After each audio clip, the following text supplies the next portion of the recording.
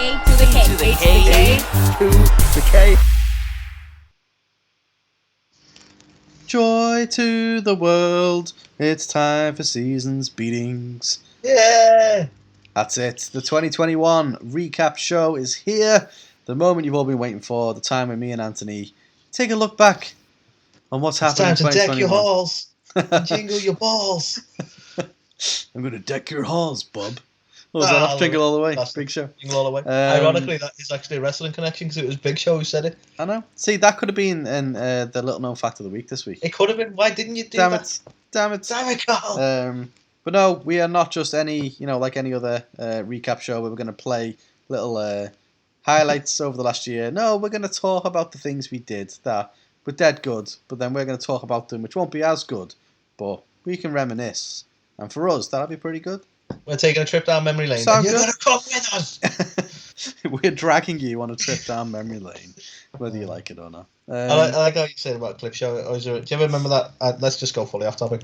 In The Simpsons, where they did a clip show and then did a little song at the end. We're sorry for the clip show. I always love that song. I mean, if you want to break out into that song at the end of this, then that's cool. That's cool. But yeah, Anthony, what a year! What a year it's been. 2021, season 2, technically, of the A to the K wrestling show. Let's go off topic again slightly, right?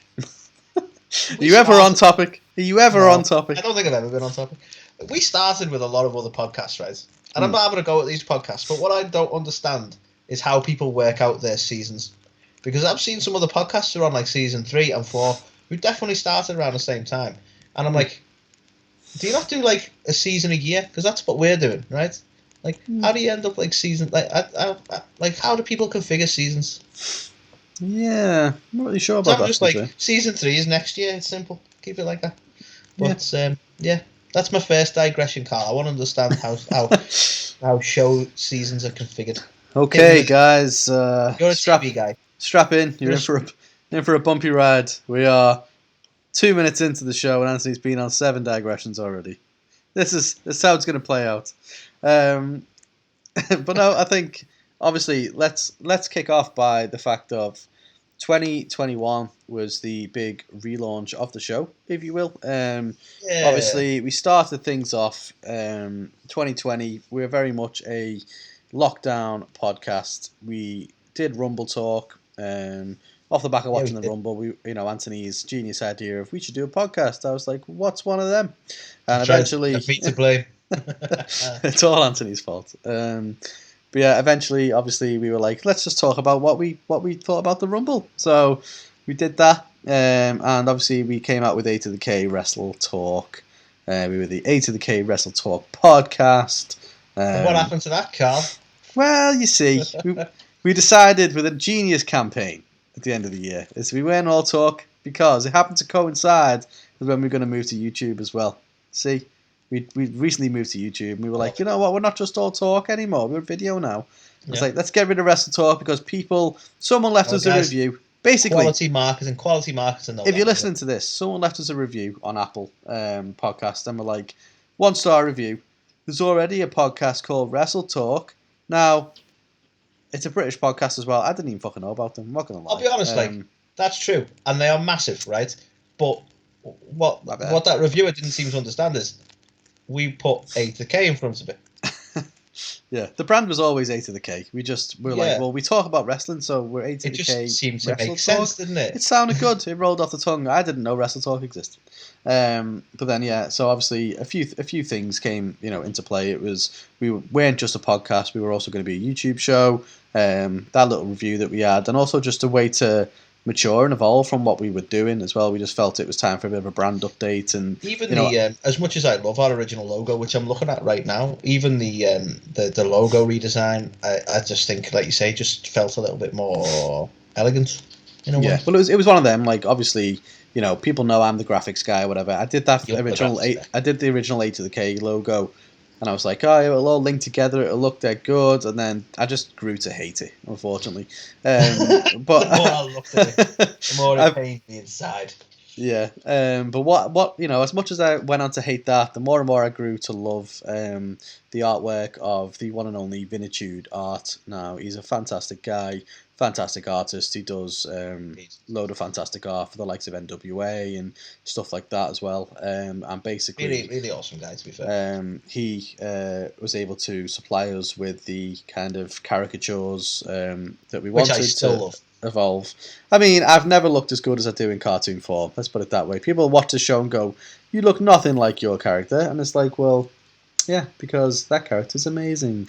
But the fact To be is, fair, he has been very generous with both of our cartoons. To be honest, we both looking pretty good on the old cartoon version.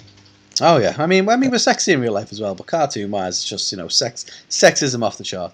Sexism, that's wrong. If we ever That's not right. That's not what I mean. we're sexist apparently. Yeah. Yeah. If we ever made an animated version of our show, that's definitely the art to use, isn't it? It certainly is. But no, obviously, so we linked up with Vinitude Art, came up with the caricatures, and then it felt only right to update the logo as well and the name. So we ended up going with, I think, little fun fact for you all here. We were toying with the idea at the time of being the A to the K Wrestling Experience. Yeah, I'm kind of really glad we didn't. And yeah, it was very much that was what we were going to go with, and it was a very kind of last minute decision to just go, well, actually, we're just a wrestling show, aren't we? We're a show about wrestling. Let's just be the A to the K Wrestling Show. The brand's always A to the K. So far, we've not had a review going, there already is a wrestling show. Yeah, you guy. Because there are several, in fact. Well, exactly. But no, so obviously we very much kicked off 2021 with, I mean, I'm mad props to Anthony as well, the genius behind the Pokemon level up thing, which I still love to this day. I took every ounce of my ability out there. Some people look at that. Some people who know what they're doing with that kind of stuff will be like, that shit. But I'm so proud of that. That took a lot of work. Well, I loved it. I thought it was fantastic. It was the best way to introduce, obviously, us and who we wanted to be and who we wanted to become to the world. So obviously with that came a plethora of new segments and things we were going to do. Plethora of new things. Obviously, we were always going to stick with This Week in Wrestling and talk about that. We knew we had to condense it. We did retool that though this year. Yeah. We did. I mean, we've retooled it a few times. We've been evolving it, haven't we, slowly but surely over the years to kind of... We need to talk about it, but I think... I don't mean this in the way it's probably going to sound, but it's probably our least favourite because we find we have to be quite negative quite a lot, and I think that was one of the main reasons it is what it is now, because we don't want to be overly negative, and sometimes when you talk through every show and every match, it makes you be, and it's not great. No, and I think obviously I'm a big fan of polls on Instagram, so if you happen to follow us on Instagram and look at our stories, you'll see absolute polls at the wazoo. But I like to poll our followers quite a bit in terms of like what they enjoy the most about the show. And it was you, Vince Russo? Things on a poll. I love things on a poll. But yeah, it keeps coming up like less and less in terms of what people enjoy most about the show. And I think unfortunately we don't have the time to be current and put out a show straight after things have happened. We've got the time barrier fact of the, we live in the UK, so by the time we wake up the next day, there's already every other podcast and show already out there giving instant reactions to things. That's the trouble. Like the ones who live in the UK who are reacting instantly like that, they just they most of them are doing it professionally. So like you say, they don't need to like that. That's what they do. So straight away they can react to it, and fair play to them. That's awesome. But it'll be a long time before we're in a position to do that. So. Exactly, but it's something that we don't just want to just bin off, because obviously it's always been one of the core parts of the show is just how do we feel about wrestling this week in terms of what they've put out there. So I imagine as we go into 2022 we'll continue to retool this a little bit more and try and refine it and stuff like that. It's hard because at the end of the day it's two best mates just chatting about wrestling, so it's easy to go off on tangents. Anthony's been on 27 already in the 9 minutes of this recording so far. So it happens at the end of the day. But no, it's not something. It's not something I think we'll give up anytime soon. In terms of the kind of wrestling reviews and stuff like that. But yeah, something we'll probably try and just be a bit more concise with, which I think we're getting there now. It's a happy balance of like. We're not just talking about every show and everything that happened on each of the shows and giving our thoughts. It's just, here the stuff that stood out, good or bad, and let's move on. So, Yeah. we're getting there. Hopefully, you will all agree. But yeah, Anthony, it's been a fucking year. In the sense of, it's been a year. Did you honestly think when we finished season 1 of the show as A2K Wrestle Talk, we came out of it very back end of the year, we managed to somehow get interviews with the amazing Thunder Rosa, Griff Garrison, and Georgia Smith. And we came out of 2020 thinking, holy shit, I can't believe we've done that. We've peaked. Can't believe you've done this. Can't believe you've done. Been able to work that in twice now. Done every episode. Somehow I say it, and it just goes back to that meme. But I think you'll agree. We came out of 2020 going like, how have we managed to get these guests on? Like, never thought we'd ever be doing this. Like Griff Garrison, Thunder Rosa, Georgia Smith, mental. Because we say it so much, but like there are podcasts who. This is what they do. They do interviews, and there are podcasts who are probably infinitely better at doing interviews than we are. But it's something we wanted to speak to people we genuinely were fans of, and if we could achieve that, then awesome. So I think that's probably been why it's been so mind blowing for us. Like we managed to speak to these people. That's awesome. But this year, Jesus, we had a hell of a run this year. Yeah, I think every time we talk about it, it still doesn't feel real, does it? The sheer amount. I think we went from 3 interviews in 2020 to 7 interviews in 2021. Yep. So the sheer volume increased, but again, as Anthony said, we speak to other podcasts. We know there's podcasts out there who want to be interview podcasts, and so they go out and they message, contact, find agents, speak to everyone, and cast the net super wide in the hopes of getting guests on the show. And that is awesome. Like, exactly, and they've been super honest about it as well. I really I respected I've seen a couple now where they've talked about, because there are people who it's almost kind of weird, really, in a way that like there's people starting out now who are looking at like what are technically well established podcasts in the rest of us now, which is crazy. So when people are starting up, and we've had a couple of messages ourselves, and we don't consider ourselves particularly massive, but we've had a couple of messages ourselves where people are like, oh, how have you done this and how have you done that, and it's always nice to sort of, it is a community in a way, and I've seen so many of them talking about like how sort of difficult it is. Like, fair play to them for the perseverance, but like you say, you have to, like, to be a dedicated interview podcast, the casting the net super wide, the pestering people, like for lack of a better way of putting it, they're being relentless because you have to be. So they're messaging until they get somewhere, and it does take a lot of effort, and we have been very lucky in the ones we've got. In all fairness. And I think there's a lot of podcasts out there as well who want to be interview podcasts, who they almost set a bit of a precedent in the podcast space of kind of trying to pay quite a bit of money to get certain people and stuff on the show. And I think we've always been very clear that we do this for the love of doing it. So we'll only ever speak to people we want to speak to. For the love of doing it is a convention I don't think we want to go to. Yeah, for the love of wrestling and then for the love of doing it, all your favourite stars, if you will, from the Orange and Black brand. But no, I think we're very clear that we only ever reach out to people, because me and Anthony always say, like, imagine getting a guest on the show of like, okay, there's got some level of notoriety, but it's like, what do you speak to them about? The way you actually kind of genuinely care and you want to speak to them. So for us, that's just not an avenue we ever wanted to go down. We've only ever reached out to people, but like the guests we've been able to have who've just sacrificed their time to speak with us, you know what I mean? Is it's just unbelievable. Really, I think obviously we put out the 8 of the Caneys, a week or two ago, and obviously the interview of the year voted for by our followers on Instagram was Mickey James. Now, I mean, we spoke to Mickey James. We say this every time. Like, obviously, everyone knows, massive childhood crush of mine. Somewhat of an adult crush too. Don't tell the missus.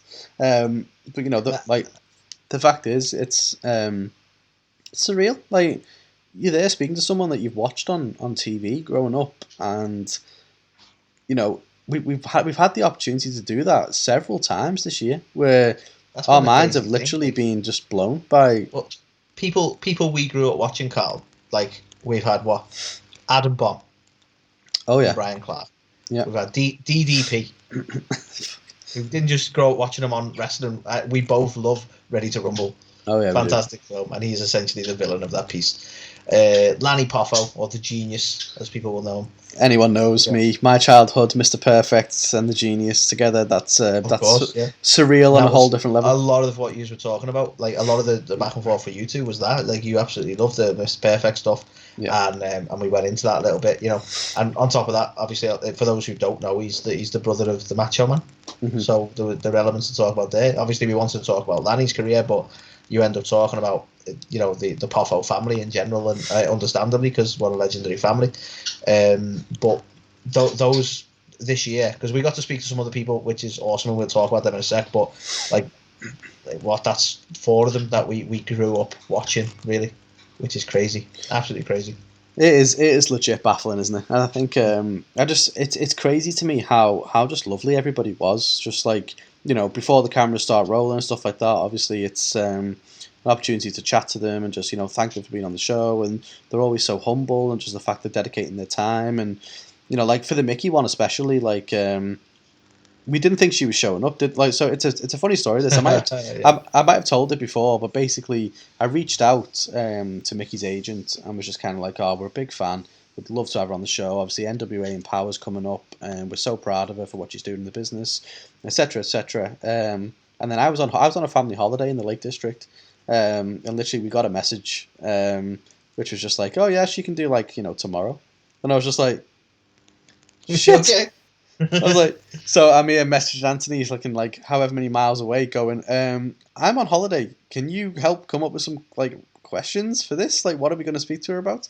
And so it was literally by the skin of our teeth, wasn't it? We managed to put everything together, get something up. I don't think, in all fairness, I think as much as we didn't have the questions written because we didn't expect it to be tomorrow, the questions I think came easily because because we were fans. Which is always a plus of when they've been people we've watched through our childhood. It's well, let's talk about that. And to be honest, the bulk of it was everything. She's put so much work in with Empower, and it was right before Empower as well. So, a lot of it sort of stemmed into that as well, didn't it? Really?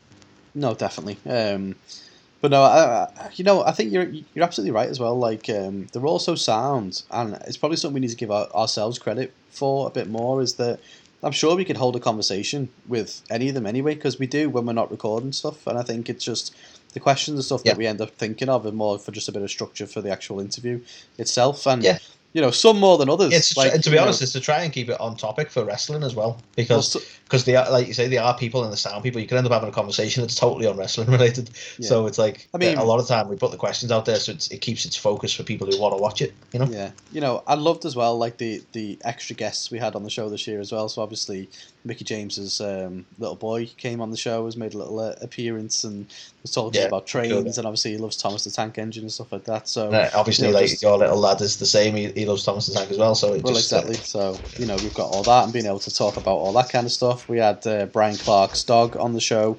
We had Georgia Smith's dog on the show. I was going to say, surprising year for dogs being on the show, actually. Yeah? I know. So yeah, I love all that side of it as well. But we talk about writing questions and trying to keep the interview on topic. I mean, DDP, man, what a legend. To be fair to Mickey, I struggled with DDP. Sorry, go on. To be fair to Mickey, well, I was going to be fair to Mickey. Mickey was so lovely, and we'd taken up 45 minutes, 50 minutes, probably towards an hour of time, including off camera stuff as well.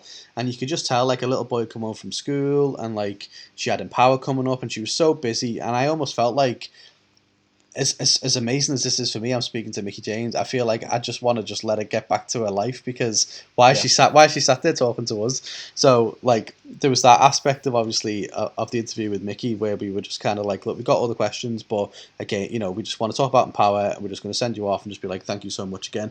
But DDP, we had about I don't know how 20 questions, something like that, and literally the guy can talk, can't he? The guy can talk. To be fair to him, he didn't limit himself. We were thinking we might get about 30 minutes with DDP. He's a big deal, and we'll get that if we're lucky. And we had our questions ready, and we'll keep it to the questions, and we'll get what we can get. I don't think we got through half the questions, and this isn't a bad thing. No, because I would listen to him all day.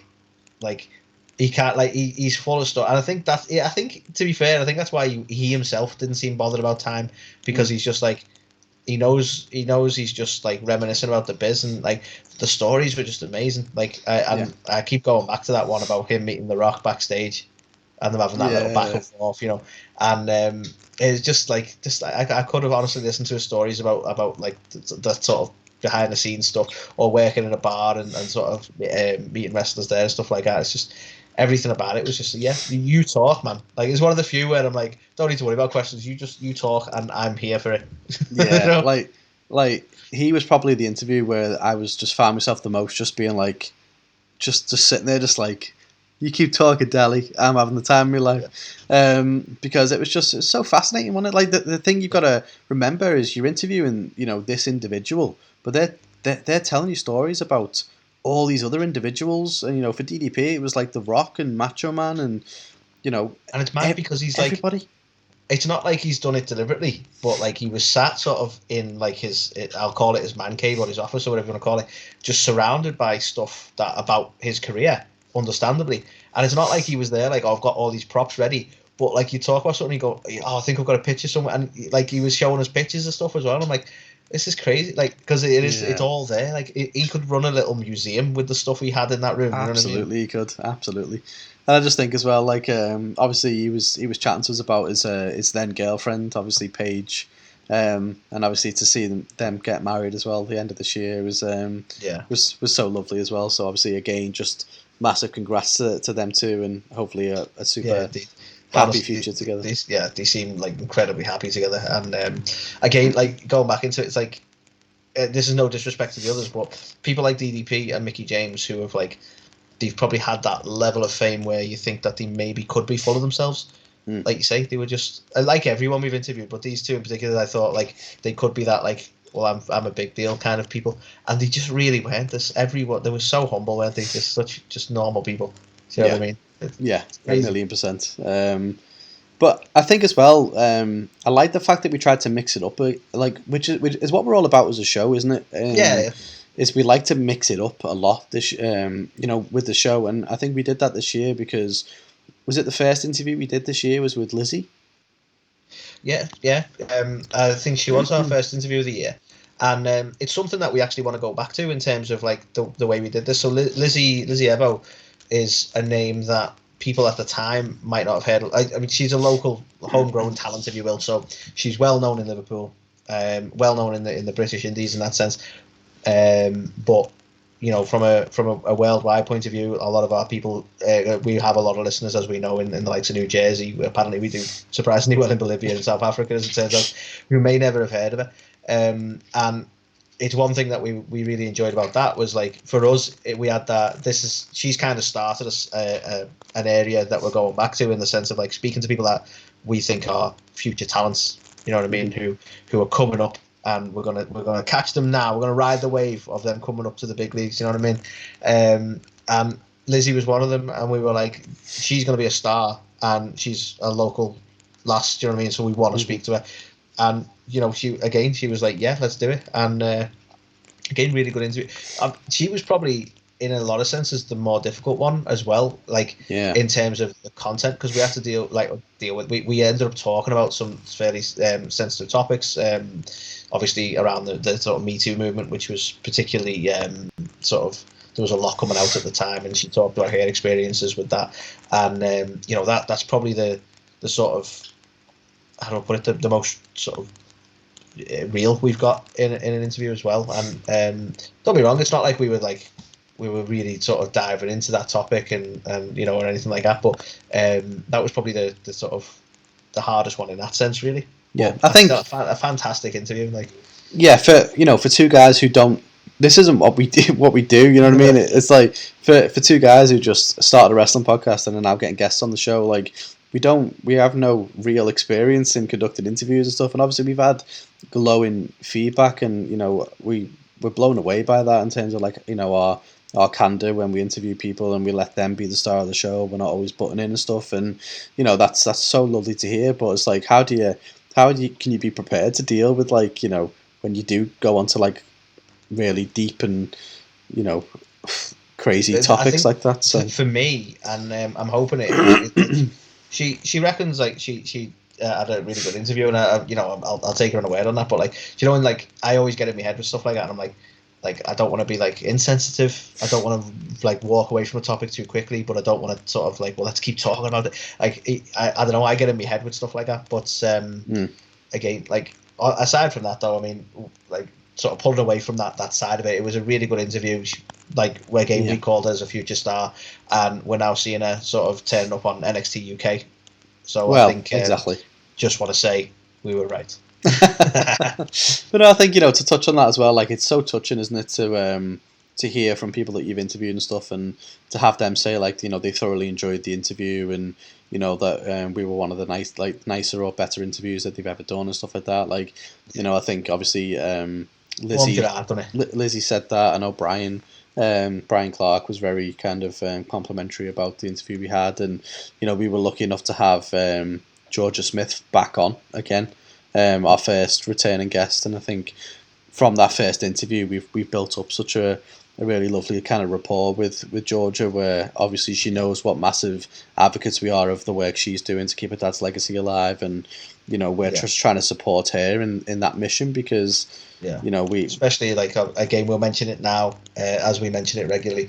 The petition's still up for getting Davey a I want to say a star, but with potentially the blue plaque as well. But with the petition to get some recognition in the Wigan Walk of Fame, or in Wigan in general, his hometown, Goulburn. Like there's so many avenues that the Wigan Council seem to offer that for some reason they've just denied so far, which is ridiculous. He's probably the biggest name to come out of there, certainly in terms of wrestler. But I honestly, everyone, I still stand by this. Wrestling fan or not, you know who the British Bulldog is. Yeah. That's the level of fame he was at. So why they haven't recognised him up to now, I really don't know. No, it is baffling. But obviously we'll continue to do what we can to obviously help Georgia fight that cause, and I think we talk about the kind of changing it up and keeping it fresh, as well as we got to do like it was a super lengthy kind of in-depth interview, which was not even super wrestling related. Like it was, but it also kind of wasn't. I found he was such a fascinating guy. This one, yeah, actually. he was so and like lovely. I say, kind of deep dived out of wrestling a little bit, but in the right way, I think. Yeah. Because it's sort of like, sorry, I'll mention it was when we spoke to the wonderful Stanley Sherman, who, again, a lot of people may not recognise the name, but he actually designed Mankind's mask, among many others. But Mankind probably being the most notable in the wrestling world. But yeah, you're quite right. That was honestly a segment that I wish we'd been able to go back to, because at the time we were trying to do it. Obviously, initially referred Behind the Mask Part 1 and Part 2, because like it was a very in-depth discussion, and we planned and still plan on going Behind the Mask again. But sadly, because obviously other mask makers so far haven't really been that forthcoming, which is a shame. And there's been a few kind of time difference and language kind of barriers, I think, that have made it a bit more difficult, and also in terms of kind of trying to find the original mask makers versus the ones who make masks today and things like that. It's kind of been a few stumbling blocks, but I think arguably Stanley is probably the greatest mask maker probably for the wrestling industry. And to be fair, he talks with such passion about his craft as well. Like you understand why it's so important to him. You can tell that he lives and breathes it. And I think obviously while we did go on to all the stuff about mask making and things like that, stories about the Undertaker and Mick and Vince and WWE as a whole, and his kind of views on how he was treated and things like that is it's a fascinating insight into his experience and things like that. So I'm really happy that he trusted us to tell his story as well. So I know he'd had a few things in the past where he tried to get his kind of story out there, and there was a few things that came up and prevented that from happening. So hopefully we did him and his legacy and his story justice in terms of what he wanted to get out there and across. So that's another one that I'm quite proud of. I'm very proud of that one, and as you say, because it delved into some. I love the fact that we got to talk about, because we've always had this opinion on wrestling about it being like a a performance. Like it's not just about like the people fighting. It's about the theatrics. It's a performance, and Stanley straight away before we even got into our opinion on it, that's exactly how he looks at it, and he is like an old school sort of comedy and theatre guy, and he likens wrestling so much to that sort of thing. And he was saying about like how like basically how mankind sort of became mankind, and he's watching him as the character in the mask, and he's there like, yeah, he's got it, he understands it, and he totally understands the sort of character work and the theatrics around wrestling, and I love sort of delving into that, and obviously his background in theatre and comedy as well, which I think probably helped towards the craft that he does. Do you know what I mean? Yeah. It's even like fascinating stuff. Even like the challenges imposed upon someone in that creative field of like being sent drawings and being like, make this, and then he's like, well, no, from a practicality standpoint, like that's not possible and stuff, and then having to I can't remember which person it was, but didn't he said about somebody sent him an actual like really heavy bust of their head, yeah, so that they could get the measurements right and stuff, and it's like fair play, at a time years ago as well when it cost an absolute bomb to do that. Exactly. That was the commitment, but that's I suppose why we wanted to go behind the mask, if you will, because you can't just. We've seen so many where they've been impractical, Yeah. and you're like, well, that can't work. You need to be able to move around too, and because look at Kane's. Kane's evolved over the years because the full face mask wasn't very practical. So they ended up doing the cutout for the mouth and stuff like that, and it evolved. Whereas like from a design standpoint, from the very off, Stanley's like, this needs to be functional, Yeah. And it was so functional. In fact, I think one of the points he mentions is that there was a particular segment in WWE where they were ripping Mankind's mask off, and they struggled. They couldn't get it off because of how fitted it was to Mankind. So there's just absolutely fascinating conversation. If anyone's interested in the sort of not just behind the scenes of how stuff like that's done, but the behind the scenes of basically how people like that have worked with WWE over the years, an absolutely fascinating conversation. And honestly, it's a long interview, but it's one worth listening to every second of it. To be honest, in my opinion. No, definitely. And lastly, again, just to touch back on Brian Clark, I think another fine example of where essentially he was seeking vindication for some allegations against him, and his name had been tarnished and stuff like that in terms of people accusing him of certain things, and it's for him to be able to tell his story through our medium, and then to see obviously him end up being vindicated from that and stuff, I think is that's on top of that as well. I really admire Brian because he wanted to talk about his struggle with painkillers, and it's something that a lot of other not even like big names, but people who've been on the indies who understand that pain that you have to go through, that experience. I'm hoping that somewhere someone hearing Brian talk about that and be honest about that, about his struggle with it and how he's dealt with it. You've got to help. Like I'm not just our podcast, any interview he's done, I'm hoping somebody takes something from Brian's words and sort of can see that he managed to get through it and how he managed to get through it, because I loved how sort of honest he was about his experience with that. No, definitely. So I think, in a nutshell, from an interview standpoint, I think privileged doesn't do it justice. I think we've been so fortunate to speak to so many different people and cover such a wide array of topics and personal struggles, and get some incredible insight into these people and into the wrestling business. And I think going from 2020 of like us being on such a high of like, okay, we've managed to do this in 2020, was no way we're going to top it. I think we're there again, aren't we? Like, how do you top what we've done in 2021? I think I literally like in terms of caliber, like I you'd like to. I honestly, I'm happy to speak to like again anyone we have like an interest in. But in terms of like stardom, you go, well, you're never going to top it, are you? We're going to get. Hopefully, we get more people and we get some amazing people. But like every one of our guests has been amazing, so you just can't top. I just hope they keep on going the way they've been going in terms of like we speak to like people that we genuinely massive fans of, that they are amazing people, and we get some fantastic stories. That's all I can hope for, Yeah, and I think part of me is a little bit optimistic as well that we are hopefully doing them, kind of a good service and kind of building that rapport with them, that we will potentially see some of them back on the show again, like obviously Georgia has come back. I know Griff Garrison has basically said, let's run it back if we can in 2022 and stuff. So if we look can, at how we much will. Griff's done in that time. I'd really love to speak to Griff again, because at the time we spoke to him, he wasn't signed with AEW, but he'd been seen on AEW a few times, and I think it was you who actually was like, this guy's got something. 100%, yeah. And we got to see him like progress to the point he is now, and obviously there's so much more he's capable of and can do. But looking at how much he's achieved in that time, I'd love to speak to him again. To be fair, yeah, no, me too. So it's one of them. I think obviously we'll always continue to kind of reach out if somebody we think, you know what, yeah, actually I would love to speak to them.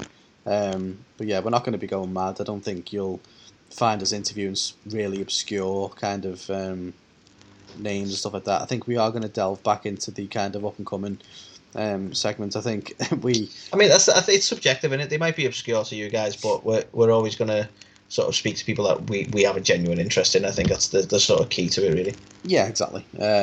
So it's one of them. Don't be expecting just like interviews every week and stuff like that, because again, it's not what we're about. I think if we are going to be fortunate enough to speak to somebody, it's somebody that we're genuinely keen to speak to, and at the end of the day, without any disrespect, that they're few and far between. It's in terms of who we genuinely want to have a in-depth conversation with for the show. So hopefully we got a couple of names that you'll potentially see early to mid next year already. Some conversations, but yeah, let's just see how it pans out. At the end of the day, that's not what we're all about, because we've also introduced a few other kind of unique segments this year. I want to give you some massive props as well for the thanks, man.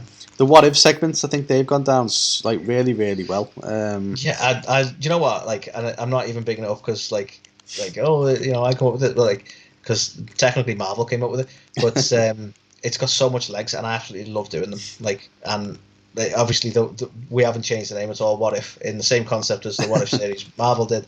I love looking back at a particular moment in wrestling history, because the two we've done so far were pivotal moments in wrestling history. And I think you put the clip on TikTok, but you blew my mind when we were saying about the Click situation and how like that essentially knocked into the Bret Hart situation. You're like, how did that happen?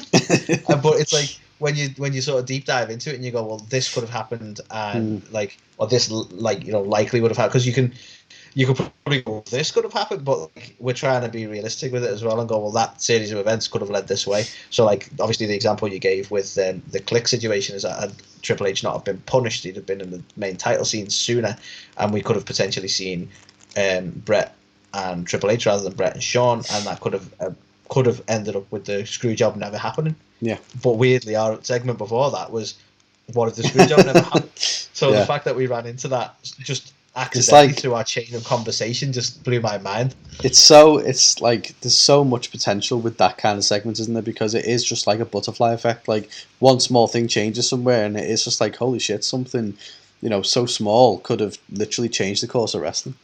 Yeah, and that's what I love about it, is like, because it is a what if, and because it's like it stems from our conversation, and there are so many different possibilities. Like, if let's say another podcast did a similar thing and talked about the screw job and what could have happened, they could end up with a totally different conclusion.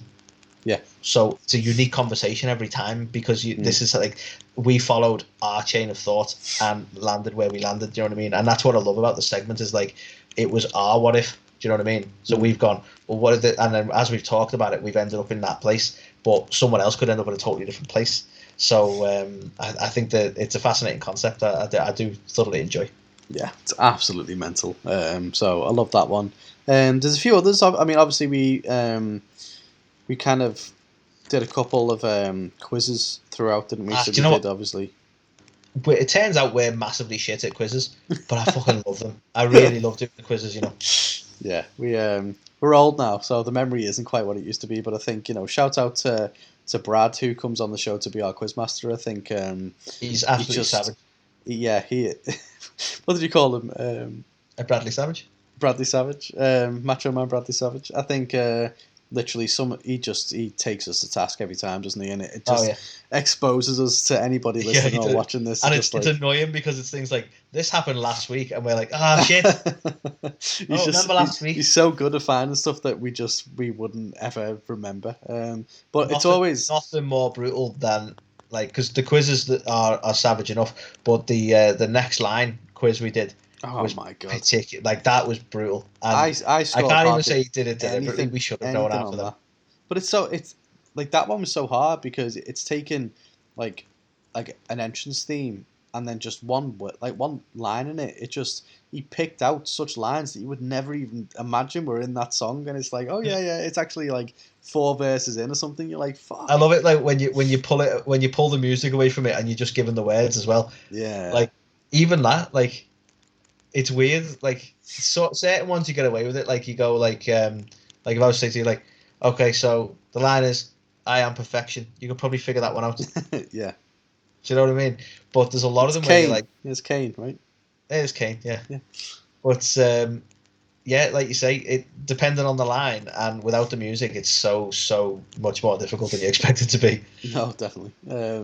So I've enjoyed doing them. I think I am committed in 2022. We will get this pub quiz thing going. Like, anyone listening to this, me and Anthony are very, very keen in doing some kind of pub quiz. We've been lucky to build up a bit of a, kind of network and a few friendships within the other podcasting community Indeed. over the last 2 years that we've been doing this. And there's just some really cool people out there that I think it'd be lovely to, spend a bit of time, do a bit of, cross collaboration and get them doing part of a kind of a little pub quiz aspect. So we will definitely do Yeah. that this year. Like we have to There make are it happen. logistics, aren't they? Like, because we want to participate, so we don't necessarily want to host the quiz. Yeah.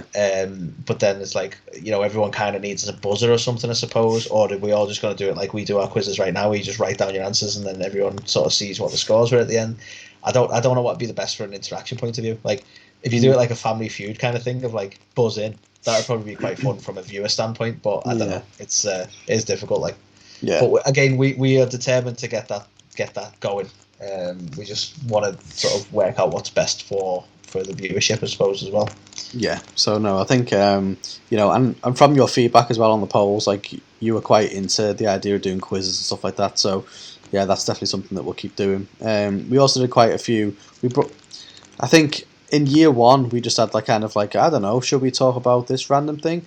It's like our unique segment every week, and I think funnily enough, what we've abandoned, and it's probably something that's a bit overdone in terms of the massive podcasts or the massive YouTube wrestling shows, is and don't get me wrong, we're not above doing it by any means. I'm not trying to be pretentious when I say it, but we seem to have dropped the top tens. But yeah. there's a lot of like we've done a few. Don't be wrong, but I think we probably did more of them in the previous year. Correct me if I'm wrong there, Carl. You're the stats guy, but No, we I did, love that yeah. we've introduced so many new things. Yeah, I think the thing about what we do is the variety of it, and that's what's going to keep us invested in the long term. I think you never want to be burnt out with like, oh well, you've got to come up with the 10 best sets of knee pads on any wrestler, and it's like, you know what I mean? It's like how far. I mean, AJ Styles is going to be up there. But it's like how far can you do that? There's so many people have already done it and stuff like that, but at the same time, I know it resonates quite well with a lot of people, especially, again, in the polls we put out, people wanted to see kind of best and worst lists a little bit more. So it's something that we could go full Inception with it and do the 10 bests. Yeah. the 10 best 10 lists from A to the K. But no, I think, yeah, that's something else that obviously we did do a lot of, especially early on, but then we kind of tried to mix it up a little bit. But yeah, we'll make sure we branch out into that again a little bit in 2022. We definitely still want to do it. I just think it's good that they're less frequent. Yeah, me too. It's one of that, like, you just don't want to be bored. Like, we don't want to be bored, and we don't want anyone listening to just be like, oh, it's another best list this week. You know what I mean? Yeah. So, so like a segment we love, which I don't think goes down super well with the listeners or the watchers, is At the Movies. But that's something that we just enjoy doing because, and it might not have the most legs because there's only a finite amount of wrestling movies that are out there. But whenever we've done the segments, I've always quite enjoyed it. I kind of get that this probably doesn't do well because like a lot of like when you get into like the whole social media aspect of it and the algorithms and all that bollocks, everyone always says like, you've got to niche down. You've got to get onto your niche and go with that. So like our niche is wrestling. So like you go all about wrestling. So what a lot of channels in the past, and I'm only going off what I've been educated on, by the way. I'm not trying to act like I know what I'm talking about. But what a lot of other channels have done in the past, where they go like, well, we'll do a bit of everything. Is it's hard to try and get the audience who want a bit of everything. So like people are going to our channel for wrestling content, and whilst the at the movies is still sort of wrestling content, I kind of get why it does the worst, because it does talking about films, not talking about wrestling. But I'm still doing them because they're fucking brilliant.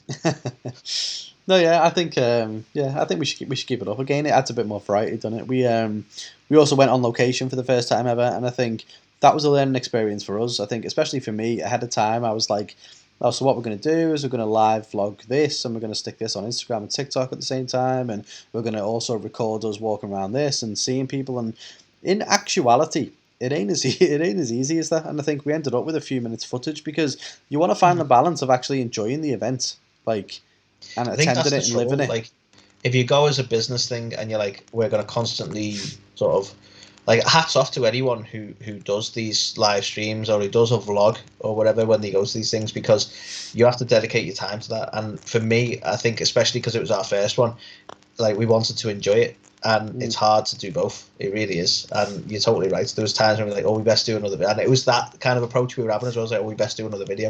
And I don't think that was, I think that was probably some of the trouble with it. We did talk about it a couple of weeks back, about our experience there and so on. So it was still content worthy, but it's just like, I think we just wanted to get a feel of how the Comic-Con thing works as well, because that was literally our first Comic-Con, not just our first one as the podcast, or our first wrestling one or anything like that. It was the first one we'd ever been to. So it's definitely making me think now what we would do for the Love of Wrestling next year. Whether we would be able to do more, or whether it would be a similar format where we just kind of talk about it afterwards. I think it's something that we need to figure out, because you want to kind of obviously give people that in-depth insight into being at the event, but at the same time you don't want to ruin the event for yourself. So that's something that we'll obviously try and pick up, I think, as well. But something again quite newsworthy, literally, is we made our way into the news quite a bit. Towards the end of the year. Ever, that one. So it's very surreal seeing your podcast be picked up by the likes of Ringside News and Wrestling Inc. and people like that. It's mad because there's people who are probably used to it, but like, this was a first for us, which was awesome. So obviously we were again lucky enough to have Georgia back on the show, and we spoke about a few different topics, things around obviously Harry's release, obviously Owen Hart being recognised in AEW. There was loads of stuff. Apparently, the fact that she's writing an Owen Hart film. So it's also interesting that some news outlets don't pick up what you've said at all correctly and just report fake news. But yeah, I think very surreal to see yourself trending in Google Trends, and go onto other websites and see like comment sections where everyone's talking about your interview and the stuff you've done and stuff like that. So that was. I don't know how many times we marked out. It's like, look, it says on an interview with the A to the K Wrestling Show. Like, yeah, we made it. I know. But it's mad because you see it pop up in from websites all globally, don't you? Like Singapore, like news, and Canada thing, and everywhere. There was one you sent to me, and you're like, this news out, like, I can't remember what it was. Apologies, but it's like, this was like a massive one when we were kids. Yeah, who was that? Was it Raja? I can't remember. But there was like a website that like when we were growing up, like obviously early age of the internet, marquees and pure HTML before CSS was even a thing. Like it was legit. That was the news source. Nerd there for a sec. I know, soz. But that was legit. The news channel that you'd go on, and I remember one of the guys on one of our classes was like, Eminem's going to WWE. And it was like M&M. It was like Mercury and obviously Nitro and Melina. But like they'd read it and being like, no, Eminem's going to WWE, and people were like, what? Yeah. So like literally that's how old it's been there. So we made that site, so that was a small victory, I think. A small victory on our part. Again, we make mad references. Quite They make us laugh and none of you get it, but that's cool. So that was another big highlight as well, I think, this year. And then I mean, there's probably more topics, but I'm conscious that we're like 50 minutes in. But I think it's mad just looking across socials and stuff like that now. The growth that we've had in 2021 has been insane. Like, it's huge. No, serious growth across a lot of different channels. I think, TikTok now we're over 15,000 people. And I know it's a weird one because on TikTok we predominantly just post things like face swaps and stuff like that. But, we've still been able to build up an audience that way and get like... we do post some of our own stuff on there and things like that, and people do now. Honestly, we'd like to put more of our own content on there, Yeah. But I was made up. I think it was this year that we had another popular wrestling TikToker actually give us a shout out and mention that like he'd listened to us and that I think he even said that we were really good, and that just like that hit home. Now I was made up with that. Yeah. Because we didn't ask him to. He just, out of the goodness of his heart, would give us a shout out because he listened and enjoyed. And I was like, that's awesome. And he had a really good following on TikTok as well. So, it's like you say, as much as there's not a lot of our podcast content on there, it was still making people engage and check us out, which is the aim. Yeah, and I think it's something that we're continually like reviewing and trying to have something a little bit different across each of our channels. Like on Instagram at the minute, like the prediction series, that's had a fantastic response over the last year. Absolutely, and the prediction series, and obviously it's been so well received. Well, that's it. It's been really well received, and we're committed to taking it on a step next year as well. So we're going to have obviously the same kind of format that we do, but obviously make go for each other. Yeah, like we want some competition this time. There's actually prizes up for grabs. You can win some gift cards. You can win a T-shirt at the end of it for the overall winner. So it's a way for us to give back for people who follow us and who engage with the stuff that we do. And we do appreciate that as well. Obviously, we will be bringing back 8 of the Cania this year. We don't fully know what that's going to entail 100% yet. Obviously, last year we did the tournament bracket, which was again really well received, but that's been done. So what do you do? Yeah, we can't do another 8 of the Cania bracket. We could bring the tournament bracket back for, let's say, Rumbles and stuff like that, couldn't we? But we couldn't do it for 8 of the Cania again. No. So obviously, there's a couple of things we need to figure out there. Because I think 8 of the Cania is like an annual event where we have some engagement things. We have maybe a competition. We have maybe a live show or whatever we do, whatever we decide. I think it's a nice little annual event that we take forward. I feel bad because someone asked us to do the same thing for SummerSlam because they enjoyed it so much and we just didn't do that.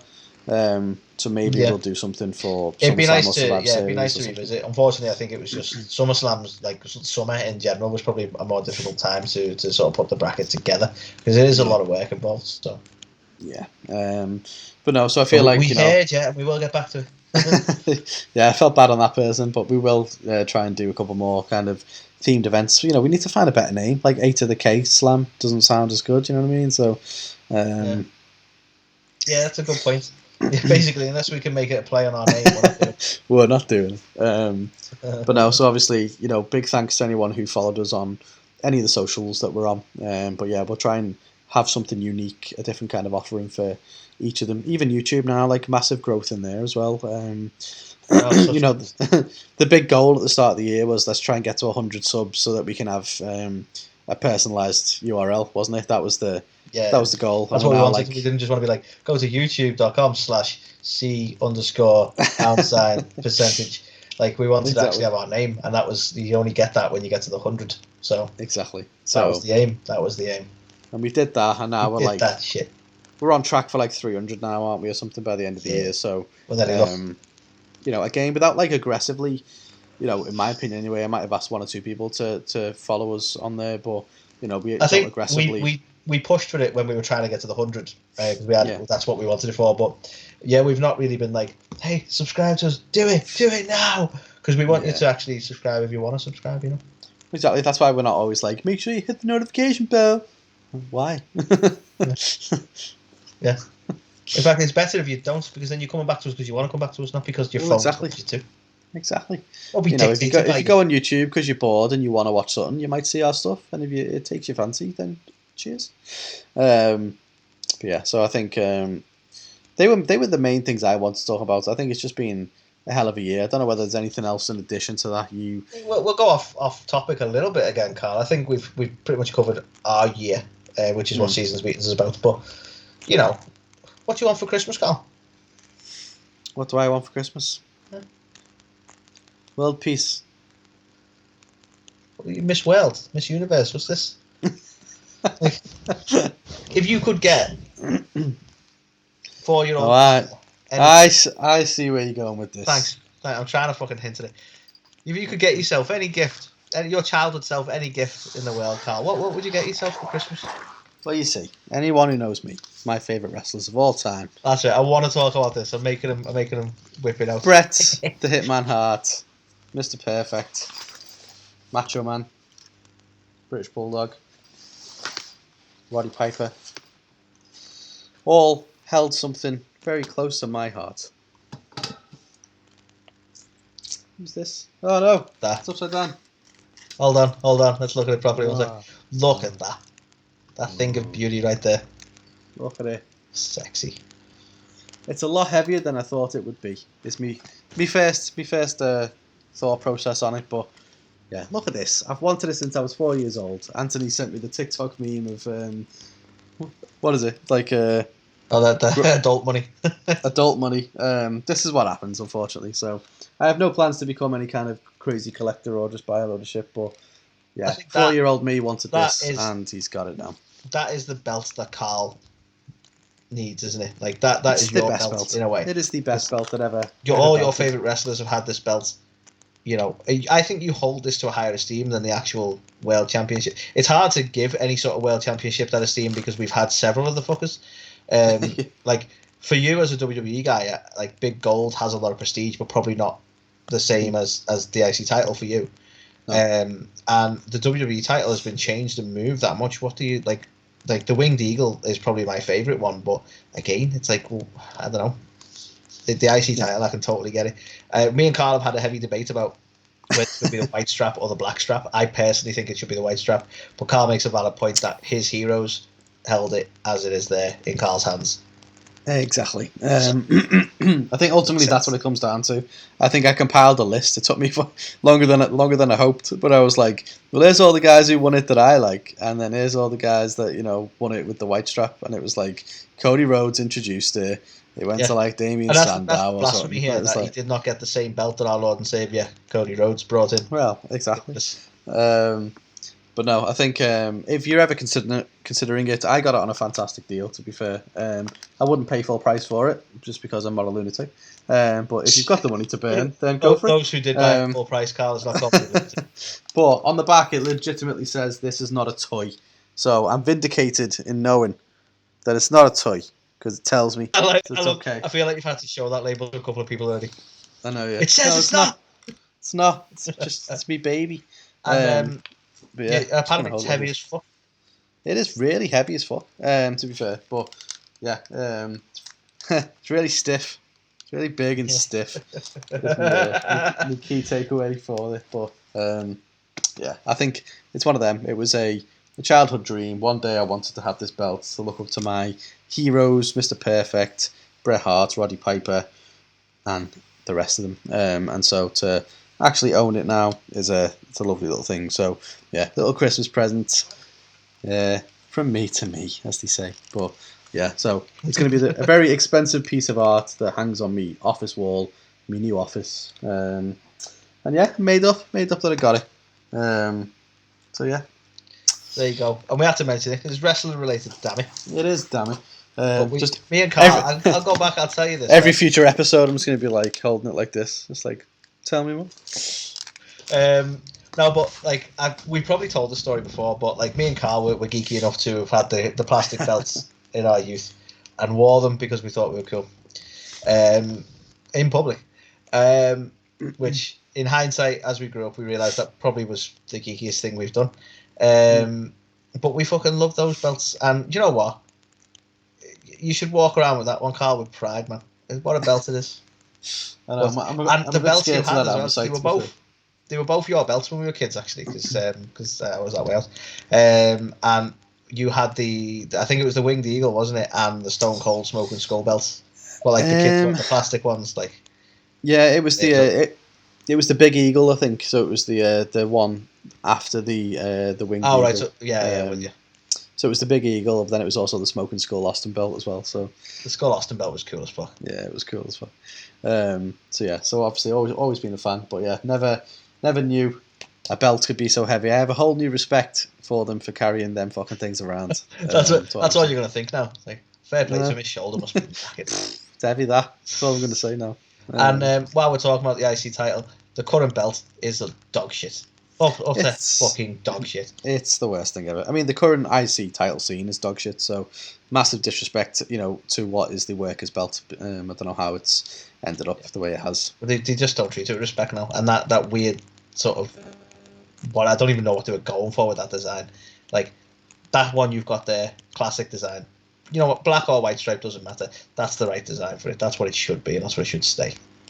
Yeah, I agree. WWE rectify this. That is the finest belt that's ever belted, in my opinion. So, yeah, there'll never be one like it. Even the main title now, like I was saying to you beforehand, it's literally 90% leather strap with a couple of little bedazzled diamantes on it in the shape of a W. Yeah. There's like so much less gold now because it is all about like you got like your bling, and like you say, it's all cut out, isn't it? So you got the leather and the blingy stones. It's so just there's really not much gold. Well, I say gold, metal probably. It's because ultimately it's turned into how big can we make our logo on the belt, because it's a branding exercise. Whereas this belt here, you'd never even know the logo was on it. Because it didn't matter. I know. It's that classic WWE logo on the top as well. Nice. Yeah. Well, F probably. Is it an F? It's a classic. It's like the WW one. So yeah, I would have preferred it if it was the WWF logo, but I'm surprised they haven't done it. Well, I don't know if they can still use the WWF, but that's what it was at the time, wasn't it? So yeah, no, all the old school stuff's just been replaced with like a WW, unfortunately. Because they made it look like the old school logo, haven't they? But it's, So Merry Christmas to Karl. Oh yeah. I'm sure you're going to be made up when you open it on Christmas Day. Oh yeah, definitely. Yeah, I wonder what it could be. But no. Yeah, hell of a year, Anthony. I just want to say as well, big shout out to you, my friends. I think we wouldn't be doing this now if it wasn't for you, and I wouldn't be having as much fun if I wasn't doing it with you as well. So, big shout out to anyone who does a podcast just on their own, because I don't think I could do it. I think the pure joy that I get from doing it is just chatting with my best mate over here and listening to him go on his mad rants. Yeah. No, honestly, like you say, big shout out to anyone who does it solo, because like it's so much harder to sort of I don't know, like keep that sort of energy, like for an audience, being aware of an audience, it's it really does, and we know how much it helps that we can sort of bounce off each other in that sense, really.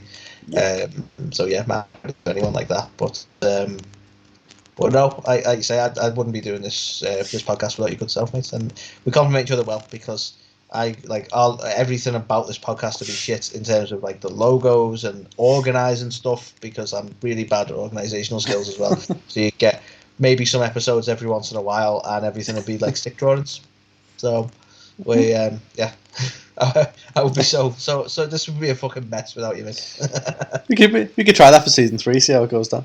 I'd love to do that for like an April Fool's. An episode where I do all the graphics. Let's see how that goes.